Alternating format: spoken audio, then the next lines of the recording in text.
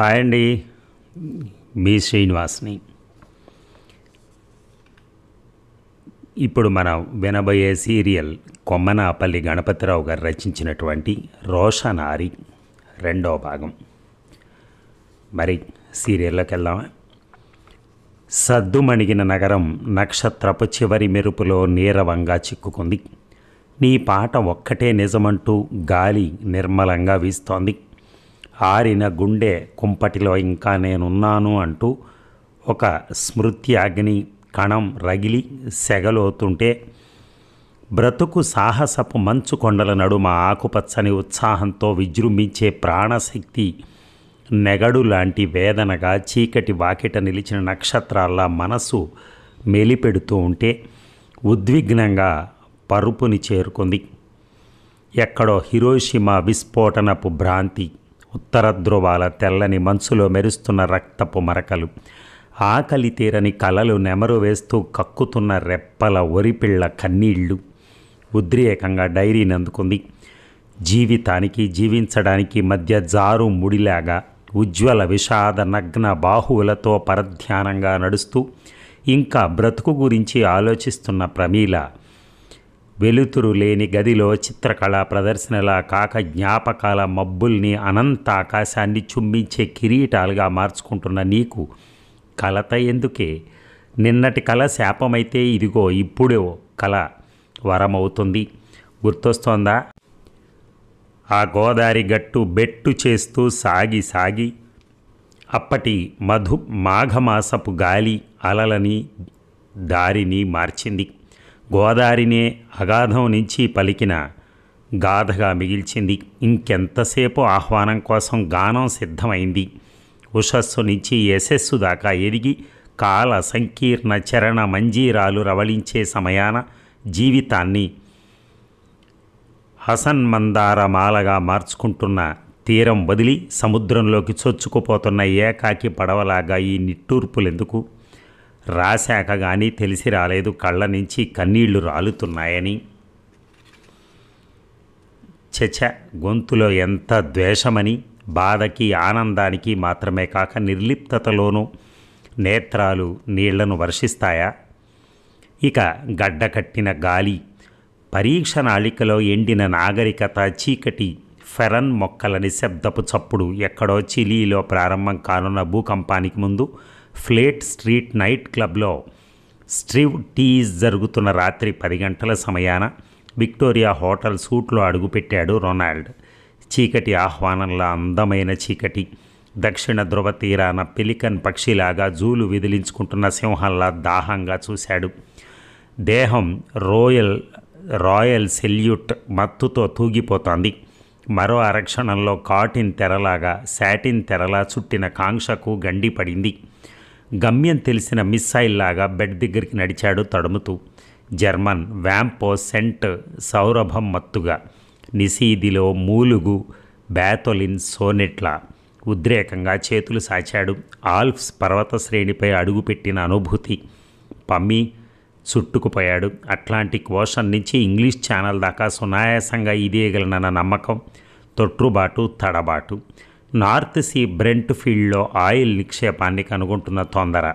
క్రీస్తు శకం 43లో బ్రిటన్పై దండయాత్ర చేసిన రోమన్స్పై కసి, బ్రిటన్ని 5 నుంచి 11వ శతాబ్దాల దాకా ఆక్రమించుకున్న డేన్స్పై కింగ్స్పై రోహం, 5 నిమిషాల ఆరాటం, గ్లోబ్నే గెలుచుకున్న బ్రిటిష్ ఎంపైర్ స్వాతిశయంతో అతడు పైకి లేస్తుంటే అప్పుడు వినిపించాయి బోట్ల టక్టకలు, పోలీసు కార్ల హారన్లు, పరిగెత్తుకొస్తున్న జనం రొద. అది క్రమంగా తానున్న సూటు వైపే అని తెలిసిన రొనాల్డ్ వాట్ హ్యాపెండ్ అంటూ ప్రమీలను అడగబోతూ ఉండగానే గదిలో లైట్లు వెలిగాయి. ఒక్క ఉదుటున లోనికి చొచ్చుకొచ్చారు మెట్రోపాలిటన్ పోలీసులు. అదిరిపడుతూ అప్పుడు చూశాడు, ప్రమీల లేదక్కడ. బెడ్పై మరో యువతి. అది కాదు, ఆమె 2 అంగల్లో పోలీసుల్ని చేరుకుని అప్పటికే తనను మానభంగం చేశాడన్న ఎక్స్ప్రెషన్తో బాస్టర్డ్ అంది రొనాల్డ్ని చూస్తూ. నో, ఏదో చెప్పబోయాడు. బాస్టర్డ్ ఈసారి అలా అంది. అప్పుడే గదిలోకి వచ్చిన ప్రమీల. పమ్మి, అర్ధనగ్నంగా ఉన్న యువతి ప్రమీలను చేరుకుని బావురుమంటూ చుట్టేసింది. చాలా అనర్థం జరిగిపోయినట్టుగా. నీకోసం సూట్లో వెయిట్ చేస్తూ ఉంటే గాడ్ ప్రమీల ఆందోళన అభినయిస్తూ తల పట్టుకుంది. స్నేహితురాలైన ప్రమీలను కలుసుకోవటానికి వచ్చి ఒంటరిగా సూట్లో ఎదురుచూస్తున్న ఎలిజాను రేప్ చేశాడన్న అభియోగంపై హెరాల్డ్ ఎడిటర్ రోనాల్డ్ అరెస్ట్ చేయబడ్డారు. స్కాండల్స్కి అతి ప్రాముఖ్యతనిచ్చే బ్రిటిష్ ప్రెస్ మీడియా ఈ వార్తకు ఎంత ప్రాచుర్యాన్ని కలగజేసింది అంటే ఇంచుమించు అన్ని పత్రికలు పతాక శీర్షికలా ప్రచురించాయి. రోనాల్డ్ చరిత్ర ముగిసిపోయింది. 15 రోజుల జ్యుడిషియల్ కస్టడీలో అతడుండగానే అతడి ప్రత్యర్థి జేమ్స్ ద రేపిస్ట్ రొనాల్డ్ గురించి రాసిన నేషనల్ టైమ్స్ ఎడిషన్ పట్టుకుని వచ్చింది ప్రమీల. అతడి అనుమతితో సంబంధం లేకుండానే సెల్ని చేరుకున్న ప్రమీలను చూస్తూ యూ బిచ్ అంటూ ముందుకొచ్చాడు. ఒకవేళ మధ్య ఇనుప చవ్వలు లేకపోతే రోనాల్డ్ ఆమెను హత్య చేసేవాడే. రేపిస్ట్గానే మిగిలిపో రెనాల్డ్, హంతకుడివి కాకు. నువ్వు రొప్పుతుంటే ఆర్దోక్తిగా అంది. రోషనారా కాదు, Roshanari sex bomb. What you mister Ronald నన్ను ఉపయోగించుకుంటాననుకుంటున్నావు, కానీ నిన్ను నేనే ఉపయోగించుకున్నాను. నీ ద్వారా పొందిన పరిచయస్తులందరినీ తెలివిగా ట్రాప్ చేసి నేను ఇప్పుడు ఇక్కడికి రాగలిగింది ఆ పలుకుబడితోనే. అంటే నువ్వు నీ బ్రిటిష్ దేశానికి రాజకీయ స్తంభాల లాంటి పార్లమెంట్ మెంబర్స్తో చాలా చాలా పరిచయం ఉన్న ఆడదాన్ని. మరి బిజినెస్? పకాలను నవ్వింది. సమీపంలో ఎవరూ లేకపోవడంతో ఉత్సాహంగా చెప్పుకుపోయింది. అంత ట్రాష్.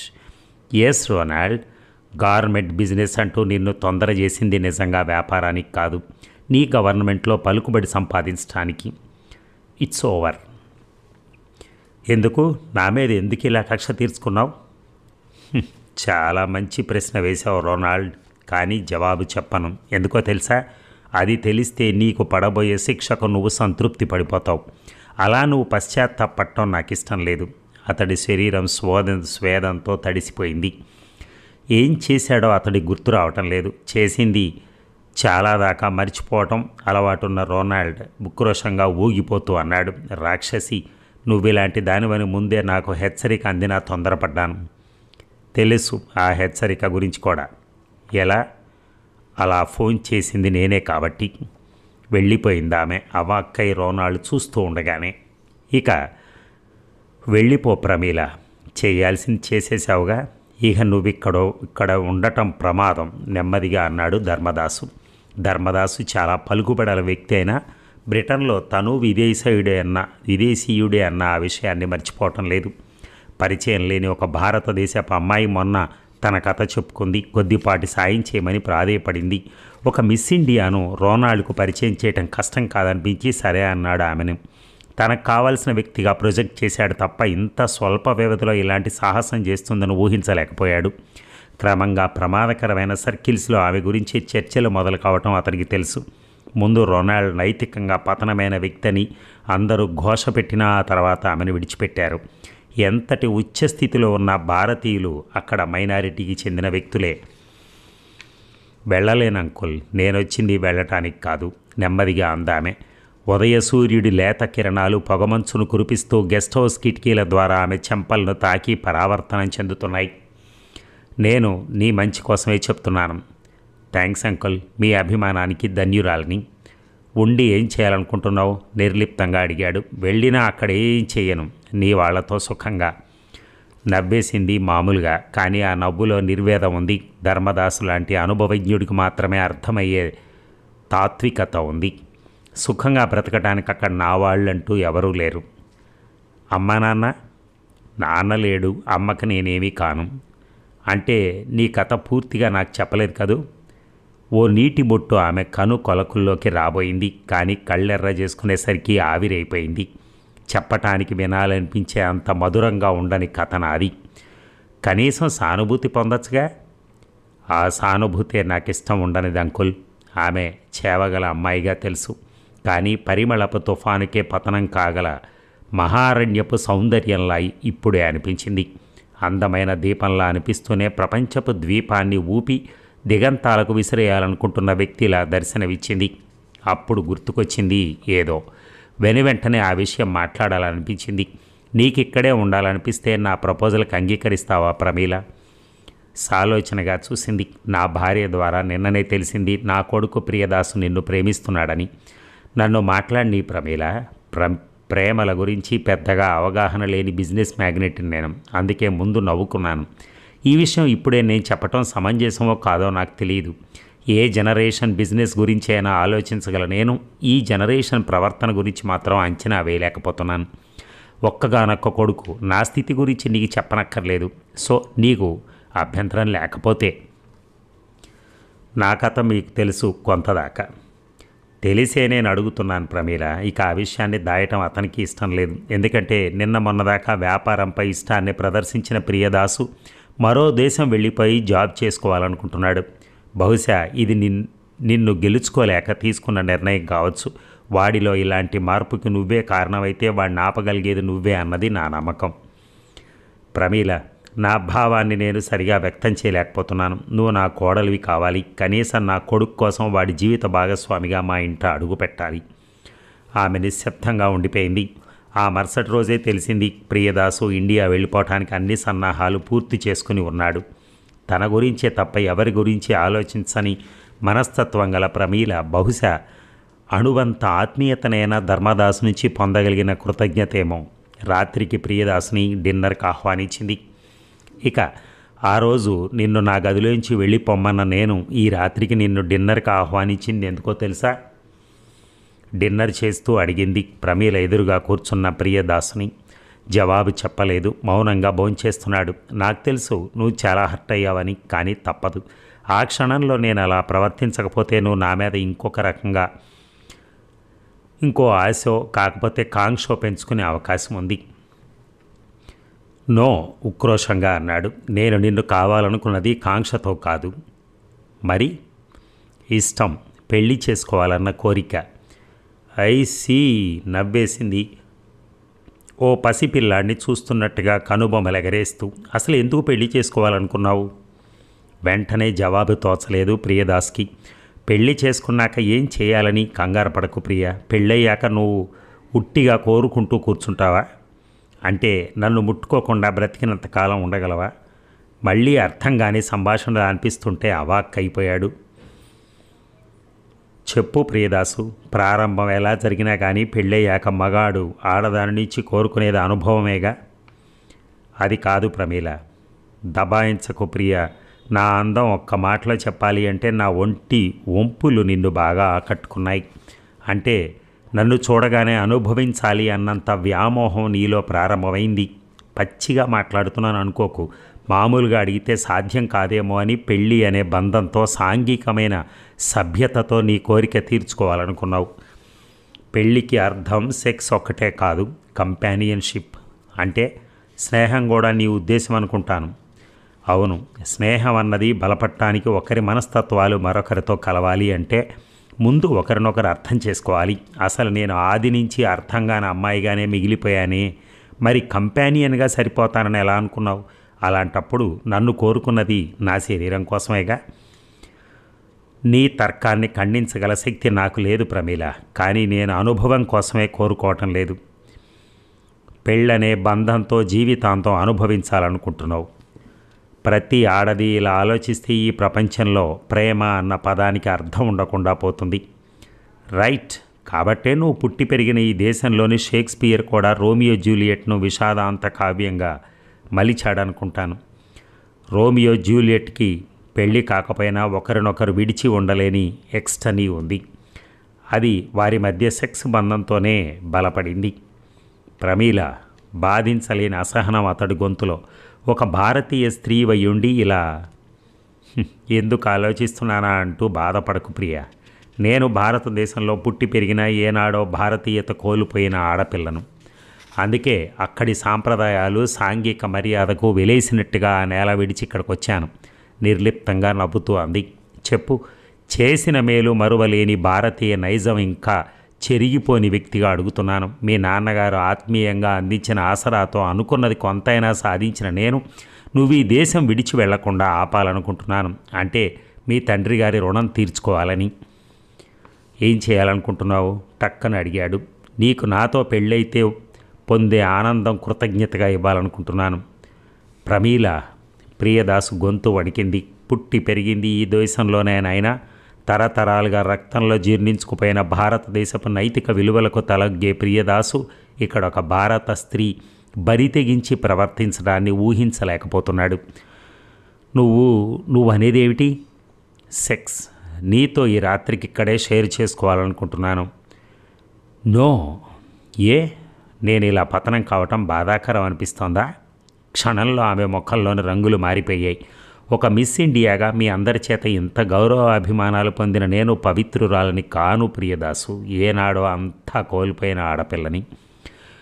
ముందొక విస్ఫోటనం. ఆ గదిలో హఠాత్తుగా నిశ్శబ్దం. షాండ్లియర్ కాంతుల వెలుగు నీడలు ఆమె అందమైన చెంపలపై పొడల్లా వ్యాపిస్తుంటే, నా అంతట నేనుగా అడిగితే కూడదనిపిస్తోందా అంది. నేను ఇది ఊహించలేకపోతున్నాను. నువ్వు ఊహించినా ఊహించలేకపోయినా ఇది నిజం ప్రియా. ఎవరి సానుభూతి కోరని స్థితిలో ఉన్న నేను ఏనాడో మీ భాషలో చెప్పాలి అంటే చాలా కాలం కిందటే అన్యాయం అయిపోయాను. మధ్యతరగతి కన్నెపిల్లనైనా కలల గుహలలో కాలం గడుపుతూ ఒక పులి పంజా దెబ్బతో కళ్ళను నెత్తుటి కలలకు నిలయంగా మార్చుకునే ఇంతెత్తుకెదిగాను. ఇంకా ఎదుగుతాను. అంటే నువ్వు మీ డాడీ చెప్పినట్టు భారతదేశంలో కోటీశ్వరుడి కూతుర్ని కాను. ఓ మామూలు స్థాయికి చెందిన ఆడపిల్లని. సన్నగా కంపిస్తుందామె. నా గురించి చెప్పుకోవటం నాకు సిగ్గు కాదు. ఒకనాడు భారతంలో ఒక కన్నెపిల్లని, ఇప్పుడు మండుతున్నటువంటి మహాభారతాన్ని. క్షణం ఆగింది. నడుందాకా నలిగిన త్రాచు సగభాగంతో సమస్యలను కాటేయాలని బొస కొడుతున్నట్టుగా రొప్పుతూ చూసింది. నేను కలల తూగుటు ఇయాలలో బ్రతికిన ఆడపిల్లనే ప్రియా. మరిచిపోలేని మరుపు రాని అనుభూతులు నాకు ఉన్నాయి. గోదావరి గట్టుపైన స్నేహితురాళ్లతో చెట్టిక్కాడుతున్న కోతి కొమ్మచ్చిలాటలు, వెన్నెల రాత్రుల్లో తడుస్తూ ప్రియ నేస్తాలతో చెప్పుకున్న కబుర్లు, వర్షపు జల్లులో తడిసిన క్షణాలు, కాబోయే మొగుళ్ల గురించి, రాబోయే కలల రాకుమారుడు గురించి చిలిపి ఊసులు, ఏదీ మిస్ కాకుండా అందరు ఆడపిల్లల్లాగే పెరిగాను. అమ్మా నాన్నల ప్రేమను నోచుకోకపోయినా ఏటి ఒడ్డున పల్లెలో అన్నీ తానే పెంచిన బాబాయిలోనే అందరినీ చూసుకుంటూ ఎంత ఆనందంగా గడిపేశానని. అదిగో అప్పుడే జరిగిపోయింది నేను కోరని ఒక సంఘటన. అదే నా బ్రతుకుని ఇలా గతి తప్పించింది అంటే నవ్వుకోకు ప్రియదాసు. మనిషి 100 ఏళ్ల జీవితాన్ని శాసించి హింసించటానికి ఓ చిన్న సంఘటన చాలు. అయినా అది చిన్నదైనా అవుతుంది. చిన్నది ఎలా అవుతుంది? ఎవరికో మనసిచ్చాను. ఆ మనిషి కోసమే బతకాలని నేను అనుకున్నాను. కానీ ఆ మధ్యలో తక్షకుళ్లాగా ప్రవేశించిన ఒక వ్యక్తి కాటేసి నన్ను క్రూరంగా మార్చాడు. అతనే రొనాల్డ్. నిన్నగాక మొన్న నా చేత చావు దెబ్బతిన్న వ్యక్తి. పక్కలో బాంబు పడ్డట్టుగా అదిరిపోయాడు ప్రియదాసు. ఎక్కడో బ్రిటన్లో ఉండే ఒక వ్యక్తి మరెక్కడో భారతదేశపు నడిబొడ్డున కాదు, ఒక మూల పల్లెలోని అమ్మాయి బ్రతుకు నాశనం కావటానికి ఎలా కారణమయ్యాడు? నా 18వ ఏట బాబాయికి కారు డ్రైవర్గా బ్రిటిష్ ఎంబసీలో ఉద్యోగం రాగానే ఇష్టం లేకపోయినా బాబాయ్తో ఢిల్లీ వచ్చాను. అన్ని సదుపాయాలు ఉన్న క్వార్టర్లో ఉన్న పెరిగిన పల్లెని, ప్రియనేస్తాలని మర్చిపోలేక నలిగిపోతూ ఉండేదాన్ని. బాబాయ్ ఓదార్చేవాడు. ఒంటరిగా వెళ్ళి ఆ పల్లెలో బ్రతికినా బాగుండేదేమో. కానీ దారి తోచక బ్రతుకుతో రాజీ పడుతూ అలాగే ఉండిపోయాను. ఒకనాడు ఇంటర్నేషనల్ ఎడిటర్స్ గిల్డ్ సెమినార్కి అటెండ్ కావటానికి రొనాల్డ్ ఢిల్లీ వచ్చాడు. ఉన్నది ఎన్ని రోజులైనా కానీ ఆ దేశపు ఆడదానితో అనుభవం కోసం వెంపర్లాడుతూ బాబాయ్ వెంటపడ్డాడు. బాబాయ్ సహకరించలేదు. సాధ్యం కాదన్నాడు. మరో రోజులో ఇండియా వదిలి బ్రిటన్కు తిరిగి వెళ్ళిపోవాల్సిందిగా అర్ధరాత్రి తప్పతాగి బాబాయ్ కోసం క్వార్టర్లో అడుగుపెట్టాడు. బాబాయ్ లేడు. చీకటి గదిలో నేను. అంతే. తనేం చేస్తున్నది ఆలోచించకుండా ఆ చీకటిలో నన్ను కొట్టి హింసించి రాక్షసంగా అనుభవించాడు. వాడికి గుర్తున్నది అనుభవం మాత్రమే. కానీ నాకు వాడు గుర్తుండిపోయాడు. ఆ తర్వాత బాబాయ్ అసలు విషయం తెలుసుకున్నాడు. ప్రియదాసు కానీ రొనాల్డ్పై కక్ష సాధించకముందే సృష్టించబడిన ఒక యాక్సిడెంట్లో ప్రాణాలు కోల్పోయాడు.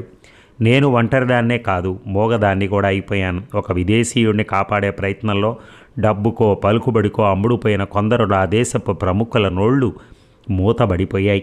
ఆ దేశంలో ఆడదాని కథ ముగిసేది అక్కడే దాసు. కానీ నేను అక్కడి నుంచి బ్రతుకును ప్రారంభించాను. విదేశీ దండయాత్రతో అస్తవ్యస్తమైన భారతాన్నై కాలిపోయిన నా బ్రతుకు పుటల దివిటీని పట్టుకుని ఎదిగి ఎంతో దూరం వచ్చాను. గుండెలపై పంటి ఘాట్లు, చిట్లిన పెదవులు, పగిలిన వర్జినిటీ, ఇవే నా ఆయుధాలు.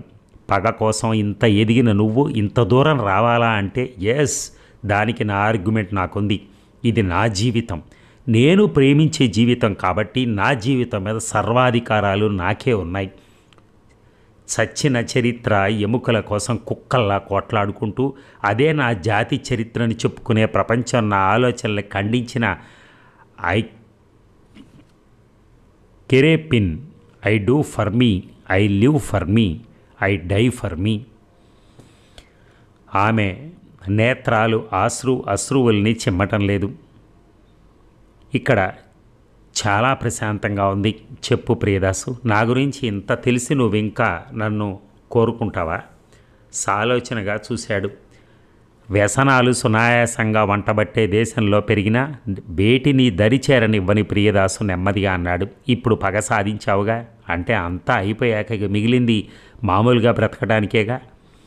నో, స్థిరంగా అంది. అంతా కాలేదు. నా జీవిత గ్రంథంలో ఇప్పటికే పుటని మాత్రం రాసుకున్నాను. నిర్విణ్యుడయ్యాడు. అనంతం దాకా విస్తరించాలనుకున్న ఒక ఆడది ఇప్పుడు చేసింది ఒక్క అడుగు మాత్రమే ప్రియదాసు. అప్పుడే అంతా అయిపోయిందని ఎలా అనుకుంటావు? మరోమారు ఇంకోసారి అర్థం కాని ఆడదానిలా అనిపిస్తోంది. ఇంకా ఏం సాధించాలనుకుంటున్నావు? మిగిలింది ఏమిటది? పగ. ఇంకా ఎవరి మీద? పిచ్చిదానిలా నవ్వింది. నా గురించి నీకు తెలిసింది ఒక చిన్న అధ్యాయం మాత్రమే ప్రియదాసు. ప్రభాతం గడిచిపోయింది. ఇంకా నేను సాధించాల్సిన గ్రీష్మం నా ముందే ఉంది. భయంగా చూశాడు తొలిసారి.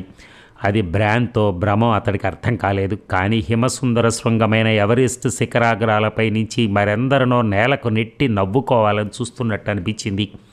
నీ గురించి నాకేమీ తెలియదని ఇప్పటికీ పూర్తిగా అర్థమైన ఈ క్షణంలో వినమ్రుడనై నేను చెప్పాలనుకున్నది ఒక్కటే ప్రమీల. అర్థం కాని నీ తార్కం తాత్వికతల గురించి తెలుసుకోదగ్గ అనుభవం నాకు లేదు. నా ఆలోచనలు తప్పో ఒప్పో నాకు తెలియదు. ప్రపంచంలోని ఉద్గ్రంథాలన్నీ చదివి జీర్ణించుకోవటం ఒక ఆడదాని మనసు లోతుల్ని తరిచి చూడటం కన్నా తేలికైన విషయం అన్న షేక్స్పియర్ మాటల సారాంశాన్ని ఇప్పటికీ అర్థం చేసుకున్నాను. ద్వారం వైపు తిరిగి అన్నాడు. నువ్వు నన్ను చూసి నవ్వుకున్నా నాకు అభ్యంతరం లేదు. ఐ లవ్ యూ అనటం లేదు నేను. కానీ నువ్వు అలిసిపోయిన రోజున ఒక్క క్షణం కాదు, బ్రతికినంతకాలం నేను ఆసరాగా ఉంటానని, అలాంటి అదృష్టమే నాకు ఓ వరం అని చెబుతూ సెలవు తీసుకుంటున్నాను. బాయ్. అవకాశం దొరికిన ఆమెను విడిచి వెళ్ళిన తొలి మగాడతను. ప్రియదాస్ వెళ్ళిపోయాడు. కానీ ఆమె ఆలోచనల్లో అప్పటి రోజులు ఎప్పుడో ప్రియమైన స్నేహితురాలతో గడిపిన క్షణాలు చోటు చేసుకున్నాయి. 5 నిమిషాల వ్యవధిలో ఫోను రింగ్ అయింది. ప్రమీల హియర్, బడలికగా అంది. James this side, editor of National Times. Oh how nice it is, a girl with stunning looks. నవ్వింది అల్లరిగా. అనిపించిందా అలా? ఎస్, కానీ నాకు కాదు. రషోజీ. వాట్? ఆమె గొంతులో ఆశ్చర్యం. ప్రపంచంలో అతిపెద్ద ఆయుధ వ్యాపారి కదూ. యా, నీ ఫోటో చూశాక అతడన్న మాటలే ఇందాక నేను చెప్పింది. ఏమంటాడు? లండన్ వెస్ట్ మినిస్టర్ ప్రాంతంలో 8 లక్షల పౌండ్లతో నీకు బంగ్లా కొనిస్తానంటున్నాడు. ఎన్ని రోజుల తర్వాత? 3 రాత్రులు గడిపాక. నైస్, సెటిల్ చేసేయండి. నిస్త్రాణగా లేచింది. 2 గుక్కలు షిలాస్ రేగల్తో తేరుకుంది. సెంట్ లారెంట్ క్లోత్స్పై ఫ్రెంచ్ పెర్ఫ్యూమ్ స్ప్రే చేసుకుంది. మరో 5 నిమిషాల్లో ప్యాలెస్లా అలంకరించబడిన రషోగి స్వంత షిప్ రబీలాకు బయలుదేరింది. భారతదేశంలో ఒక మారుమూల పల్లెలో ఒక మధ్యతరగతి వ్యక్తితో భార్యగా కాపురం చేయాల్సిన ప్రమీల ఇప్పుడు ప్రపంచ దేశాల్లో ప్రముఖులు అనిపించుకునే వ్యక్తుల్ని తన వెంట తిప్పుకోగల స్థాయికి చేరుకుంది. అది పురోగమనమో తిరోగమనమో అప్పటికి ఆమెకు అర్థం కాని విషయమే అయినా బ్రతుకు క్రాస్ రోడ్స్లో నిలబడి ముందుకు నడవాల్సిన తరుణంలో తొందరపాటు నిర్ణయంతో ఒక బాటలో అడుగుపెట్టింది. ప్రపంచానికి గాంధీతో పాటు గాడ్సే పేరు కూడా తెలుసు. అంత మాత్రం చేత ఇద్దరినీ ప్రశంసిస్తే ఒకటే అన్న అమాయకత్వం ఆమెను ఇలా నెట్టింది తప్ప అందంతో పాటు మేధస్సుని సవ్యంగా వినియోగించుకుని ఉంటే ఎంతటి స్థాయికి ఎదిగేదని ఆమెను ఇలా మార్చింది నిజానికి మున్నెప్పుడో జరిగిన అన్యాయం ఒకటే కాదు, ఆమె పుట్టుక. అంతకుమించి పొత్తిళ్ల నుంచి నిర్లక్ష్యంగా విసిరేసిన తల్లి. అదే ఎవరికీ తెలియని ఆమె అసలు కథ. ఇక భారతదేశంలో ఉదయం 9 గంటల వేళ గోదావరి ఒడ్డునే ఉన్న ఒక పల్లె, ఏటి నుంచి నీళ్లు తెచ్చిన గంగ బిందెను ఒక మూల నుంచి పొయ్యిలో కట్టెలు నెగదోస్తుంటే ఎవరో పిలిచినట్టయింది.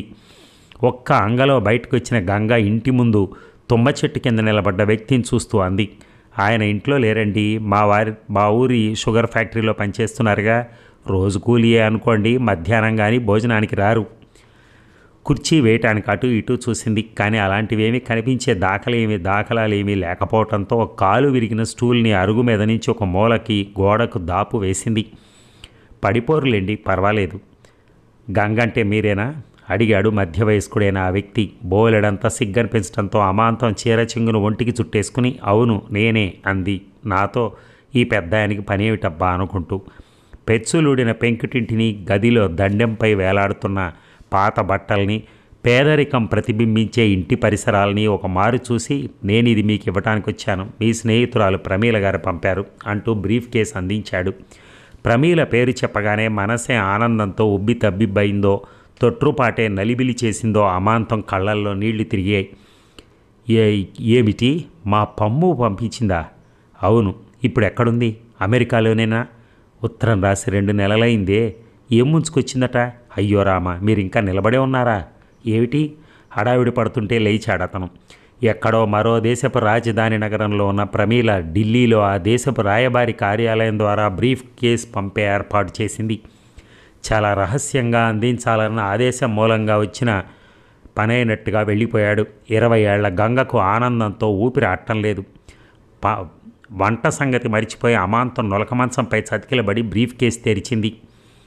ప్యాక్ చేసినట్టున్న ఓ పార్సిల్పై తన పేరున ప్రమీల రాసిన ఉత్తరం ఉద్విగ్నంగా తెరిచింది.